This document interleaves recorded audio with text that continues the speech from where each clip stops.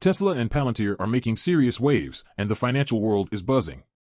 Morgan Stanley recently made a bold call, claiming it's riskier not to own Tesla stock, an assertion backed by extensive internal reviews. For Morgan Stanley, typically not the biggest Tesla advocate, this is no casual statement. To understand the significance of their position, realize this endorsement went through multiple levels of scrutiny, from risk officers to legal teams. It means they're putting their confidence and credibility on the line. This isn't just another opinion, it's a strong, calculated vote of confidence from one of the industry's most conservative voices.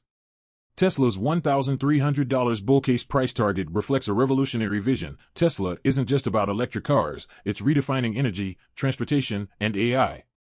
The recent tech sell-off lumped Tesla in with speculative tech companies, but many investors are realizing this was a massive misjudgment. Tesla has a distinct model that's light years ahead in a sector it's poised to dominate. While the market may have seen its stock dip, some see this as an incredible buying opportunity, and they're quietly loading up on shares. Now, turning to Palantir. In a fascinating twist, the Air Force Nuclear Weapons Center recently handed Palantir an exclusive contract. The Air Force didn't even bother asking for other proposals. No other company could match Palantir's data service expertise. If legit, this contract is a testament to Palantir's unique capabilities, which aren't easily replicable. Palantir didn't just secure a contract, it redefined the bar in its field.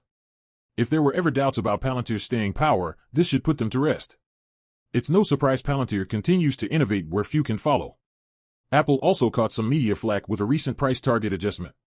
Morgan Stanley trimmed its target for Apple from $164 to $156. However, this isn't the doom and gloom some headlines suggest. The downgrade doesn't reflect declining confidence, but rather a revaluation based on market conditions. In fact, Apple's pivot from hardware to services signals growth potential and improved profit margins.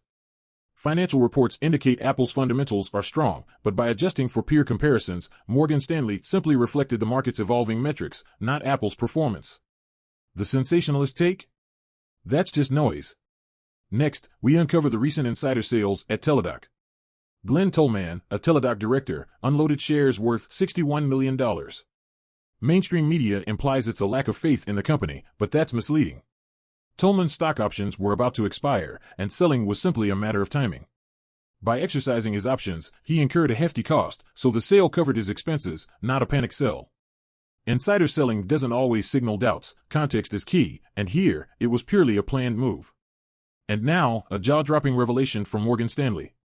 In the aftermath of the Archegos Capital meltdown, they reportedly cut deals with a select few hedge funds, offloading blocks of shares before the collapse went public. Breaking a gentleman's agreement with other banks, Morgan Stanley sold off risky assets ahead of their peers, igniting a cascade that left banks like Goldman Sachs scrambling. This move may have sparked some friction, but it also protected Morgan Stanley from a much larger loss. Some hedge funds who bought these stocks may feel misled, leading to potential lawsuits. Was it ethically sound? Perhaps not. But Morgan Stanley's strategy here is a masterclass in financial survival. It's clear that the financial world is a web of strategies, risks, and maneuvers that extend far beyond the headlines. Tesla is forging a new path, Palantir is dominating government contracts, Apple's adapting to service-based revenue, Teladoc is still steady, and Morgan Stanley is playing a high-stakes game. If you're serious about investing, you can't afford to take headlines at face value.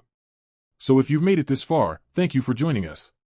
Dive deeper with us by subscribing, leaving a comment, and sharing your thoughts on these developments. Let's keep the conversation and our financial understanding growing.